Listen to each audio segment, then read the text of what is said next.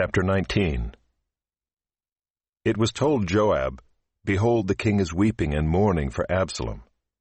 So the victory that day was turned into mourning for all the people, for the people heard that day, "The king is grieving for his son." And the people stole into the city that day as people steal in who are ashamed when they flee in battle. The king covered his face, and the king cried with a loud voice, "O my son Absalom! O Absalom, my son, my son!" Then Joab came into the house to the king and said, "You have today covered with shame the faces of all your servants, who have this day saved your life and the lives of your sons and your daughters, and the lives of your wives and your concubines, because you love those who hate you and hate those who love you. For you have made it clear today that commanders and servants are nothing to you. For today I know that if Absalom were alive and all of us were dead today, then you would be pleased.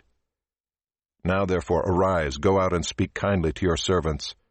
For I swear by the Lord, if you do not go, not a man will stay with you this night, and this will be worse for you than all the evil that has come upon you from your youth until now." Then the king arose and took his seat in the gate. And the people were all told, "Behold, the king is sitting in the gate." And all the people came before the king. Now Israel had fled every man to his own home. And all the people were arguing throughout all the tribes of Israel, saying, "The king delivered us from the hand of our enemies and saved us from the hand of the Philistines, and now he has fled out of the land from Absalom. But Absalom, whom we anointed over us, is dead in battle. Now therefore why do you say nothing about bringing the king back?" And King David sent his message to Zadok and Abiathar the priests.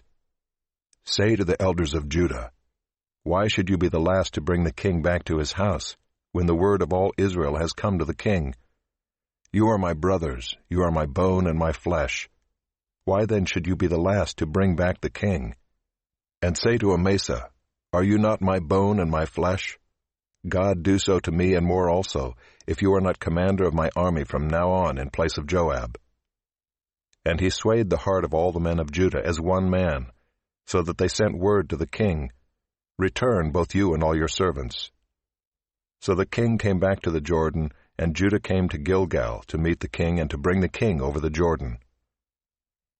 And Shimei the son of Gera, the Benjaminite from Bahurim, hurried to come down with the men of Judah to meet King David. And with him were 1,000 men from Benjamin.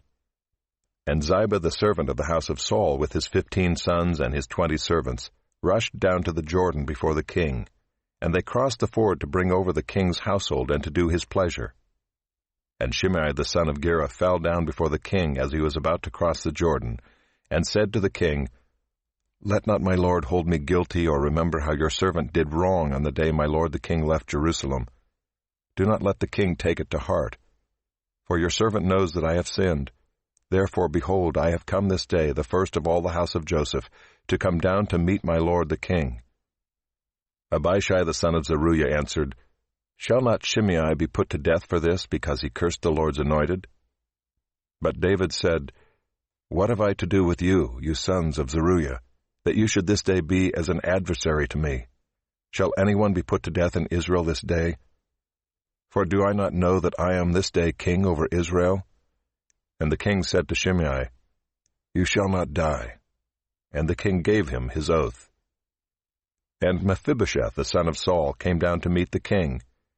He had neither taken care of his feet, nor trimmed his beard, nor washed his clothes, from the day the king departed until the day he came back in safety. And when he came to Jerusalem to meet the king said to him, "Why did you not go with me, Mephibosheth?" He answered, "My lord, O king, my servant deceived me. For your servant said to him, I will saddle a donkey for myself, that I may ride on it and go with the king, for your servant is lame. He has slandered your servant to my lord the king, but my lord the king is like the angel of God. Do therefore what seems good to you. For all my father's house were but men doomed to death before my lord the king. But you set your servant among those who eat at your table. What further right have I then to cry to the king?" And the king said to him, "Why speak any more of your affairs? I have decided. You and Ziba shall divide the land." And Mephibosheth said to the king, "Oh, let him take it all, since my lord the king has come safely home." Now Barzillai the Gileadite had come down from Rogelim, and he went on with the king to the Jordan, to escort him over the Jordan. Barzillai was a very aged man, 80 years old. He had provided the king with food while he stayed at Mahanaim, for he was a very wealthy man. And the king said to Barzillai, "Come over with me, and I will provide for you with me in Jerusalem." But Barzillai said to the king, "How many years have I still to live, that I should go up with the king to Jerusalem? I am this day 80 years old. Can I discern what is pleasant and what is not? Can your servant taste what he eats or what he drinks? Can I still listen to the voice of singing men and singing women? Why then should your servant be an added burden to my lord the king? Your servant will go a little way over the Jordan with the king. Why should the king repay me with such a reward? Please let your servant return, that I may die in my own city, near the grave of my father and my mother. But here is your servant Kimham. Let him go over with my lord the king, and do for him whatever seems good to you." And the king answered, "Kimham shall go over with me, and I will do for him whatever seems good to you, and all that you desire of me I will do for you." Then all the people went over the Jordan, and the king went over.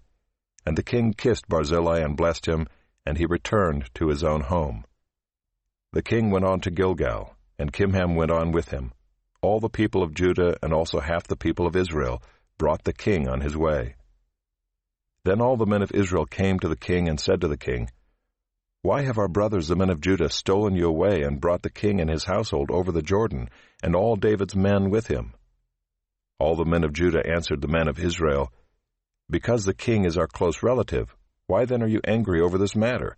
Have we eaten it all at the king's expense, or has he given us any gift?"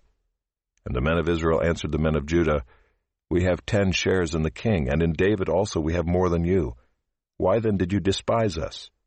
Were we not the first to speak of bringing back our king?" But the words of the men of Judah were fiercer than the words of the men of Israel.